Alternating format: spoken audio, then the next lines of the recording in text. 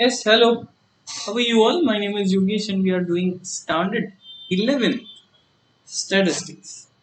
We are doing chapter number 1, that is collection of data.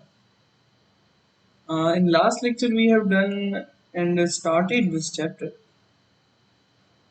We have started with the points origin and growth of statistics. Then we have seen the heading, that is growth of statistics in India. We have seen the definition. I told you that definition comprises of collection of data, interpretation, analysis of data, presentation of data. Then we have seen that statistics can be implemented in quantitative data and qualitative data. What was the quantitative data? Any data which can be interpreted in the terms of number. Any data which is interpreted in the terms of number is known as a quantitative data. Okay. Say for example, monthly income, age, marks of a student. These all are quantitative data.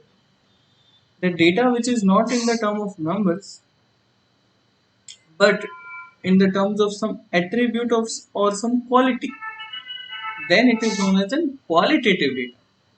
Example, the color or the color of some things, okay, some religion or some taste. Maybe you are vegetarian, non-vegetarian, okay, you like, dislike. These kind of qualitative things can be considered in the heading of qualitative data. Then we have done and understood the primary data and secondary data. What was the primary data? If you and your team goes and collect the data for the first time, is known as the primary data. But if someone has collected the data and you take the data from them, then it is known as secondary data. We have understood the meaning of primary and secondary data.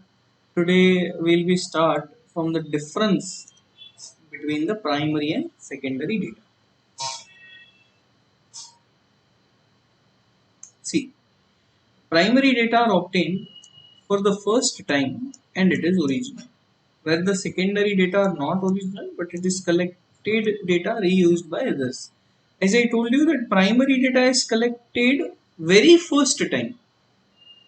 That means it is an original data, whereas secondary data is collected by someone and you are using it. That means it is collected and you are using the data, you can say the second time. Okay. So secondary data cannot be called as original data, but primary data can be termed as an original data. Now the second point. Primary data are collected from the units under inquiry, whereas the secondary data are obtained from the primary data. So from where you have to collect the primary data, you have to collect from the units. For example, if I asked you to find the marks of students of your class, then you will go to one to one student and ask the marks.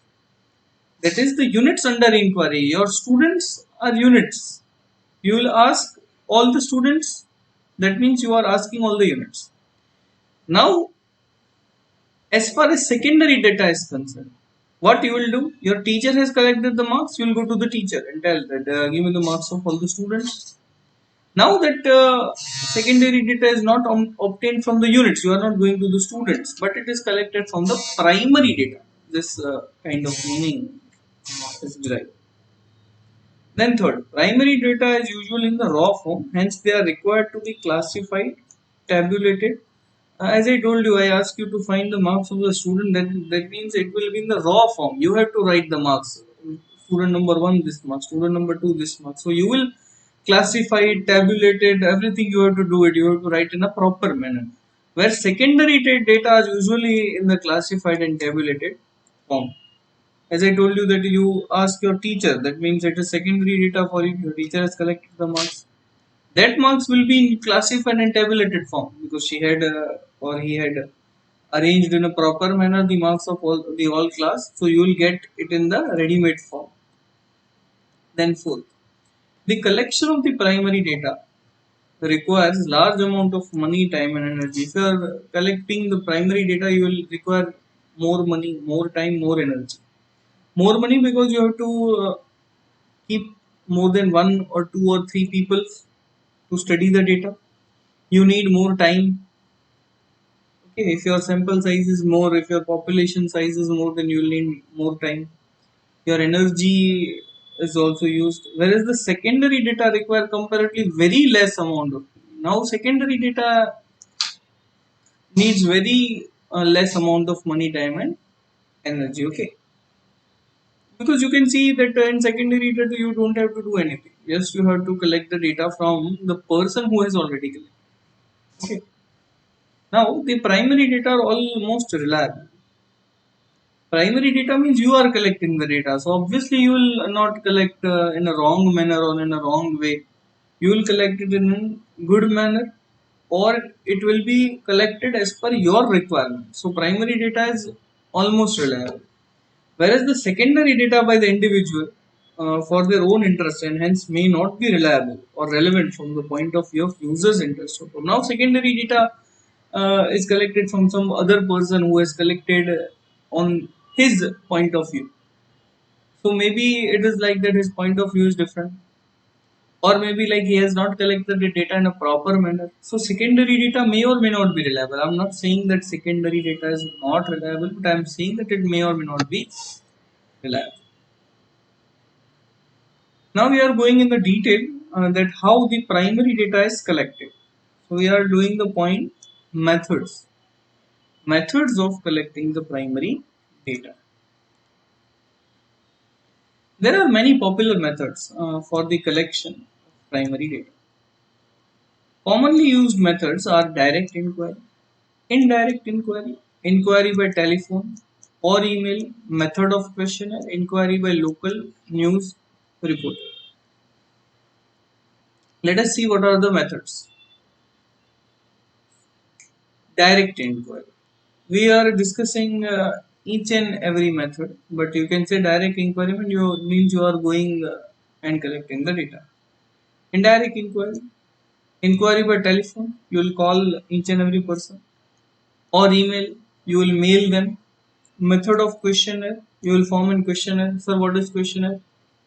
We will discuss the point. Inquiry by local news reporter. Okay. Inquiry by local news reporter means you what you will do, you will contact some news reporter, local reporter. Why news reporter, sir? Because he is already familiar with the area, and he can get you the information what you wanted, because he has contact with each and every surroundings of his area. Okay, so you will assign him the work, and he'll do the work on behalf of you. Now we shall study the following three methods of collecting the primary data. One is the direct inquiry. In this method, an investigator himself, direct inquiry means either you or an enumerator appointed by him. Either you appoint some person, that means a person working under you. Okay. So either investigator himself or an enumerator appointed by him visits personally to the field. Now, if you want to inquire or if you want to collect some data, okay, say for example, I tell you to collect the uh, average monthly income of the farmers of some village. So what you will do, you will or I'll go to the village, or I'll appoint some person under me, and I'll send him to go to a particular village, visit the farmer one by one, and ask them the average monthly income and collects the necessary information. Okay, for example, if a person wants to collect data about the condition of farmer, now I want to inquire about the condition of farmer of Sanand Taluka of Ahmedabad district. He must go to the Sanand Taluka, contact the farmers, and obtain the data regarding their condition. So he'll personally visit the place. He will ask each and every farmer one by one and obtain the data. You can see in the picture here the person is the investigator or a person appointed by the investigator, that is an enumerator.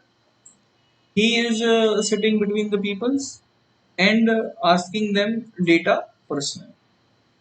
The information obtained by this method is called the data collected by direct inquiry.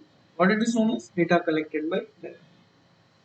Similarly, a person interested in knowing the health status of the students of a municipality school of Ahmedabad personally meets the student. If I want to know that how the students studying in the municipality schools health status is. So what I'll do, I'll go to the municipality school. I'll personally visit each and every student and ask about his health status. Okay, and ask the question pertaining to their health and collect the necessary information given by them. This is called the direct. Now, what are the advantages and disadvantages of the direct inquiry? First of all, advantages.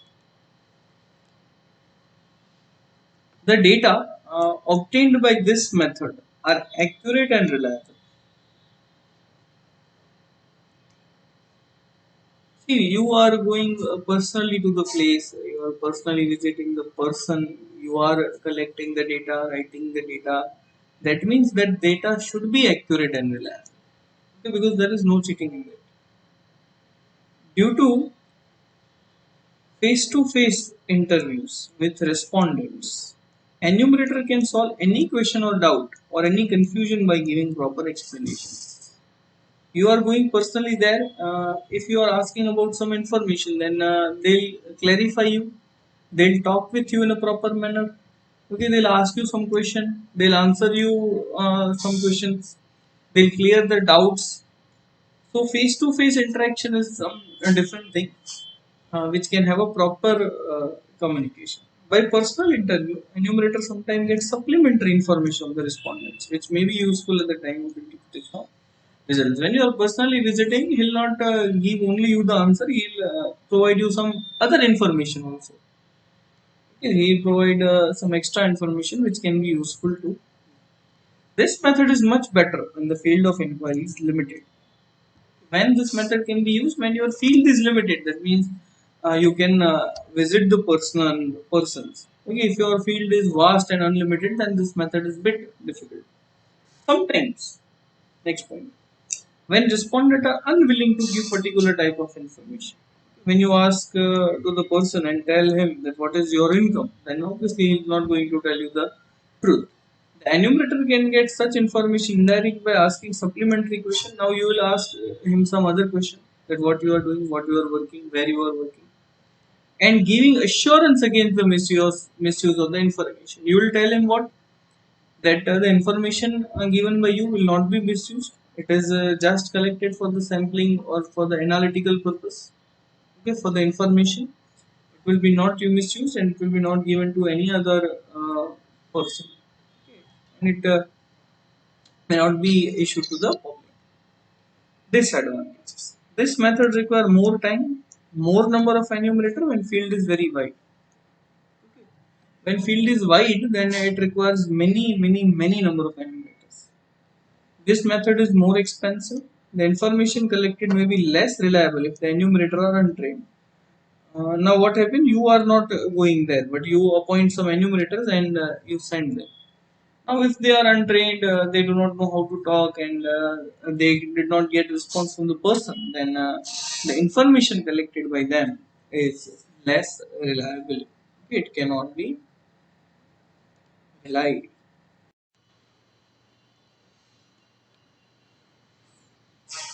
Yes, after this direct inquiry, now we'll do the next one. That is indirect inquiry.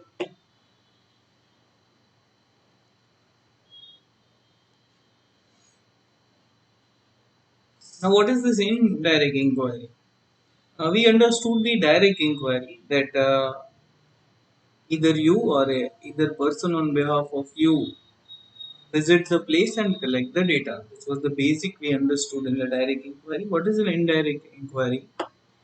In any of the following situation, the investigator contacts an organization. Now, you or your peoples are not going to do the inquiry. You will contact an organization or a person capable of conducting inquiry. That means you are giving the assignment to some other person or some other agency or some other organization on a contract basis, something like that, and get the relevant information from such organization or a person.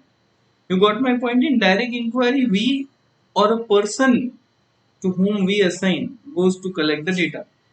That means I or either my worker. Here, me or my worker is not doing. I am hiring some separate agency on behalf of us. When direct source does not exist, when field of inquiry is very large and there is lack of time for a personal contact with the respondents. Now, when we do such things, when the source is not there, or you can say when a field is very large and there is lack of time for personal contact, when the information is complex, when the cost is unbearable, the method of collecting information in such a way is called an indirect inquiry. In this method, the information is obtained with the help of third party. As I told you that you and your workers are not doing, and third party is assigned instead of numerator. For example, in the earlier illustration, a person interested in getting the information about condition of farmer of the Sanand Taluka approaches the Talati of Sanand Taluka. See, now we are not going to that particular Taluka, or not our person will go. What we'll do, we'll conduct or we'll contact the Talati of that Taluka, who has entire information of all the farmers. Okay, and get the information from him instead of personally visiting each. A person interested in information of educational status of a worker having 2000 worker approaches the manager of industry. Now, if you want to know that in this industry where 2000 people works, what is the education status of each and every worker in a particular industry? Now, if you go or your person go and ask each and every worker that what is your education status, then it will take too much of time. What you will do, you will contact the manager of that industry and you will assign him that he gave me the data. Now, on behalf of you, he will personally collect the data. Similarly, advocate get information regarding murder theft from the police station when needed.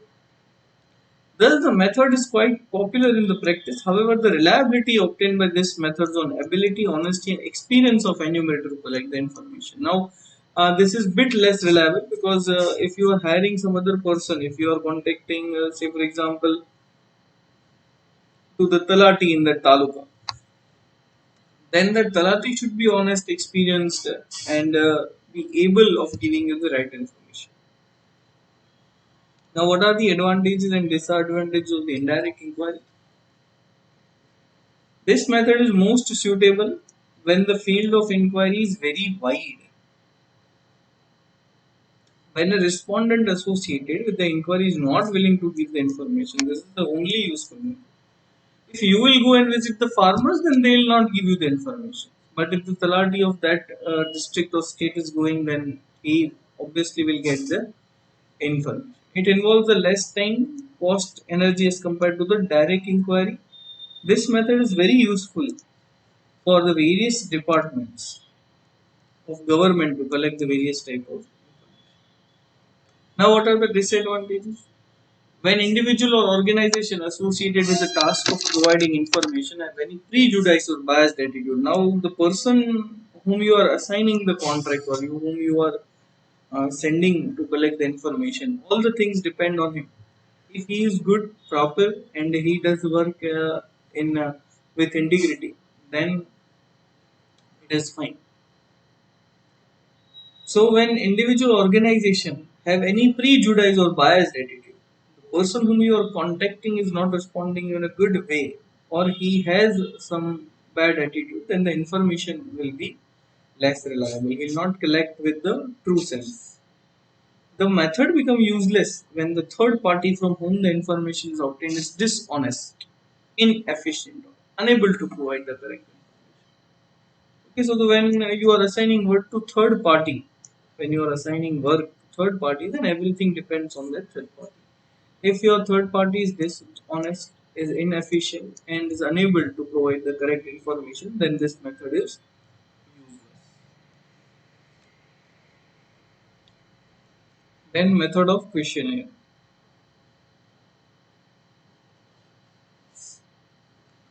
Now this is the third method. A list of what is questionnaire. The very first question arises in your mind is what is questionnaire? A list of logically arranged questions relevant to the object of study is made. A list of logically arranged question relevant to the object of study is, if I want to collect some information, what I will do, I will make a list of questions to collect the information. A list of some similar questions which I want to ask. That list is known as a question. The space between the question is provided for the answer. A list of questions prepared in such a way is called a questionnaire. So what is questionnaire? Once again, we will read it. A list of logically arranged questions relevant to the object of study is made. The space between the question is provided for the answer. A list of questions prepared in such a way is called method of question. The method of obtaining such type of questionnaire is called a method of question.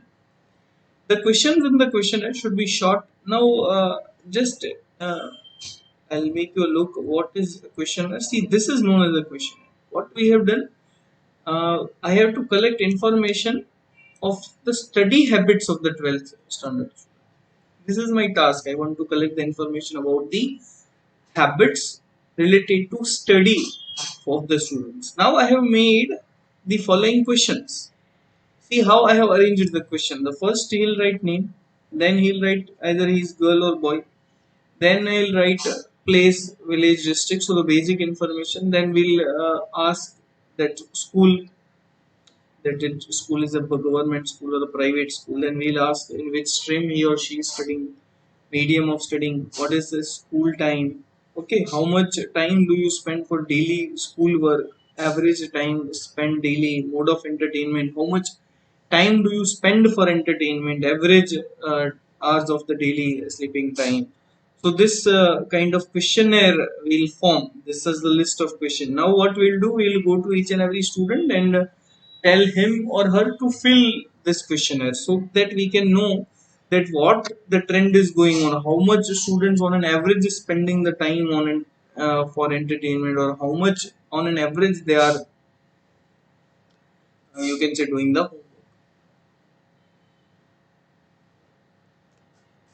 So the question in the questionnaire should be short, simple, so that respondent can understand the question and easily answer them. You don't have to ask any difficult question or any personal question or something.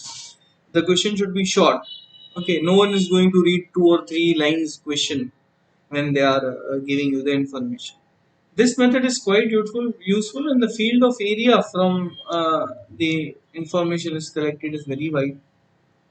Since there is considerable saving of time and cost in this method, it is most economical method. Here, your time is saved because already the question is set that these only question has to be asked. So, if you set a proper system, then it can be finished in quite easily. The questionnaire may be used in direct inquiry as well as indirect. There are 2 ways of collecting information by questionnaire: by post, by enumerators. Now you have to fill the question. How you will go and get fill the question? It can be done by way of the post, or it can be done by way of the enumerators. Before discussing the above 2 methods, in the next section we shall discuss the point which should be related to kept in mind for drafting an ideal question. Ideal, that means good, best. So if I want to draft a good, ideal questionnaire, then what I'll be doing?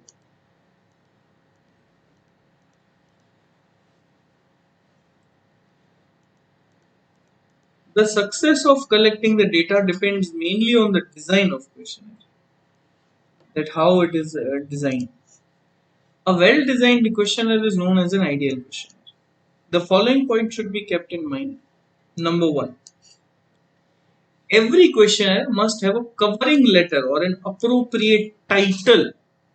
Okay, when you write anything, the title is must, because then and then only you can know that what the whole page is about, so that the reader get clear idea about the purpose of study. If you will read the title, that this title is related to the study of habits of the student, that means you came to know that yes, for this purpose I am providing my information. Second,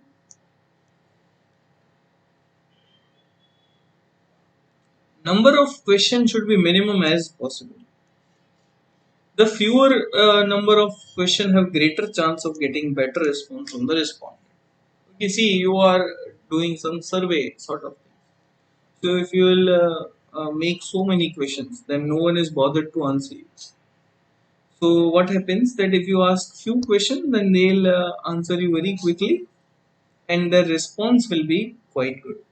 Long questions discourage the respondent to provide accurate answers, particularly toward the ends of question. So, uh, if possible, then don't ask the long questions because they'll not take so much of time and write the answer. There is no specific rule for exact number of question. If number of question is large, say 25 or more, it is advisable to divide the question into various parts to ensure the clarity of if needed, your questions are more in numbers. Then what you do? Make two questionnaires or make parts in the questionnaire that this 10 question is related to this heading, another 10 is related to that heading, so that it doesn't mix up and the clarity remains good. The number of questions in the questionnaire should be consistent with the purpose of the inquiry. So whatever question you are adding, it should add to the purpose. That means if you are asking about the habit of the student, then it should relate it to the habit. If you are asking about marks of the student, then all your questions should relate it to the examination and marks. The question should be simple, short, and understandable. They should not be ambiguous and dual in the meaning. For example, if question is, are you educated? The respondent cannot understand the meaning of educated. See, when you are asking the question should be clear. If you are asking someone that are you educated, what he'll answer? Yes, no, what it means. But does it mean the education up to secondary, higher secondary or graduate? Instead, the question should be what is your education level? Now, this is a good question. Instead of asking, are you educated? You should ask that what is your education level? And you can give him five options also. That are you educated up to primary? Are you educated up to secondary? Are you educated up to higher secondary? Are you graduate? Are you uneducated? And all. Then next, the arrangement of the question should be logical. The order of the question should be from the general to specific. For example, what is your opinion about smartphone? Do you use smartphone? Now, this is illogical question. The first question should be, do you use smartphone? Yes. Then what is your opinion? So, when I ask opinion first and do you use smartphone, this is improper arrangement. The correct order is B followed by the